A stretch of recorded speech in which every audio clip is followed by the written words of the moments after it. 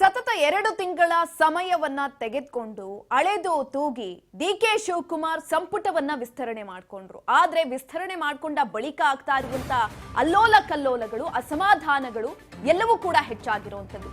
ಸಂಪುಟ ಕಗ್ಗಂಟು, ಕೈಪಡೆಯಲ್ಲಿ ಅಸಮಾಧಾನ ಸ್ಫೋಟಗೊಂಡಿದೆ. ಅಳೆದು ತೂಗಿ 2 ತಿಂಗಳ ಬಳಿಕ ಡಿಕೆ ಸಂಪುಟ ವಿಸ್ತರಣೆಯಾಗಿದೆ. ಕೊನೆಗೂ ಕೂಡ ಸಿದ್ದು ಸಂಪುಟದಲ್ಲಿದ್ದಂತಹ 10ಕ್ಕೂ ಹೆಚ್ಚು ಮಂದಿಗೆ ಹೈಕಮಾಂಡ್ ಕೋಕ್ ಕೊಟ್ಟಿದೆ. ಇದೀಗ ಸಿಎಂ ಡಿಕೆ ಸರ್ಕಾರಕ್ಕೆ ಬಂಡಾಯದ ಬಿಸಿಯ ಆತಂಕ ಕೂಡ ಎದುರಾಗ್ತಾ ಇರುವಂತದ್ದು. ಸಚಿವರ ಪ್ರಮಾಣ ವಚನ ಕಾರ್ಯಕ್ರಮಕ್ಕೆ ಒಂದ್ ಕಡೆನಲ್ಲಿ ಸಿದ್ದರಾಮಯ್ಯನವರೇ ಗೈರಾಗಿದ್ದಾರೆ. ಬೆಂಗಳೂರಿನಲ್ಲಿ ಇಟ್ಕೊಂಡೇ ಹೋಗಿಲ್ಲ. ಬಸವರಾಜ ಶಿವಣ್ಣಗೆ ಸ್ಥಾನ ಮಿಸ್ ಆಗಿದೆ.